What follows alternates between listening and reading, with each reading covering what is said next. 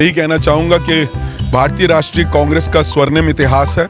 उस इतिहास के अंदर आज एक और मील का पत्थर जुड़ गया जब हमने 141 वर्ष पूरे किए हैं। 1885 में यह पार्टी का गठन हुआ था और तब से लेकर आज तक इस देश को बनाने का काम, इस देश को आज़ाद करने का काम, इस देश को नए आयाम पर लेकर जाने का काम भारतीय राष्ट्रीय कांग्रेस ने किया है।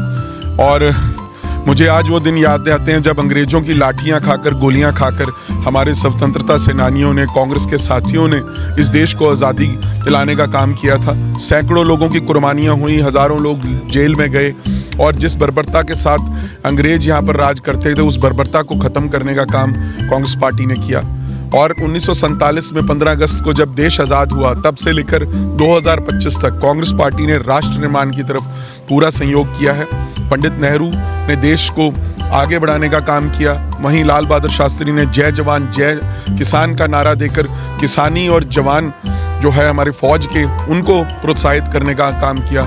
इंदिरा जी ने हरित क्रांति, दुग्ध क्रांति करके पाकिस्तान जैसे दुश्मन देश के 2 टुकड़े की और बांग्लादेश की संरचना की।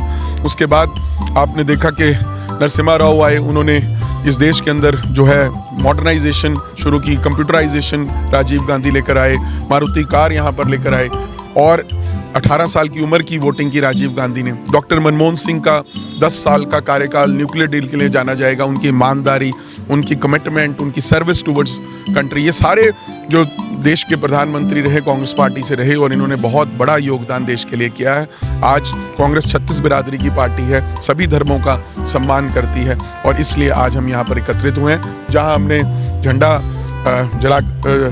चढ़ाकर उसको सलामी दी है, वहीं हमने आज शहीदों को भी याद किया है जिन्होंने देश की आज़ादी के लिए कुर्बानी की, और उन शहीदों को भी याद किया है जो अपनी कौम की खातिर, देश की खातिर, जो 4 साहिबजादे थे, गुरु गोबिंद सिंह जी के पुत्र थे, जिन्होंने देश के लिए कुर्बानी की, जिन्होंने हिंदू धर्म की रक्षा के लिए कुर्बानी की। आज हम उनको हमेशा याद करते हैं, उनको नमन करते हैं, उनको श्रद्धांजलि देते हैं। और आज हमारे पार्टी ने जगह जगह लंगर का आयोजन भी किया गया है 4 साहिबजादों की याद के अंदर, और पार्टी के सारे कार्यकर्ता मिलजुल कर आज इकट्ठे होकर एक संकल्प लिया है कि आने वाले समय में बुराई से लड़ाई करेंगे, भ्रष्टाचार के खिलाफ आवाज़ उठाएंगे और हर जो पीड़ित है उसके साथ उसके न्याय के लिए लड़ाई करेंगे। जैसे उन्नाव का भी मामला सामने आया जहां कुलदीप सिंह सेंगर ने एक बच्ची के साथ दुर्व्यवहार किया और उसकी सज़ा अब जो है वो रोक दी गई है और उसको जमानत मिल गई है। ऐसे सभी मामलों में जहां भी किसी व्यक्ति का उत्पीड़न हुआ है, किसी महिला का उत्पीड़न हुआ है, किसी दलित का उत्पीड़न हुआ है, हम सबके साथ खड़े हैं।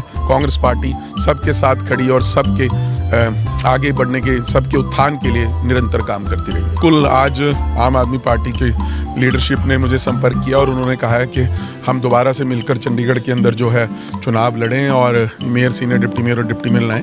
और इसीलिए मैंने आज पार्टी के सभी कार्यकर्ता जितने हाजिर थे, क्योंकि एक डेमोक्रेटिक सिस्टम के तहत उनसे बातचीत करके पूछा है कि आपकी राय क्या है, तो आपने देखी सभी की राय उसके पक्ष में थी।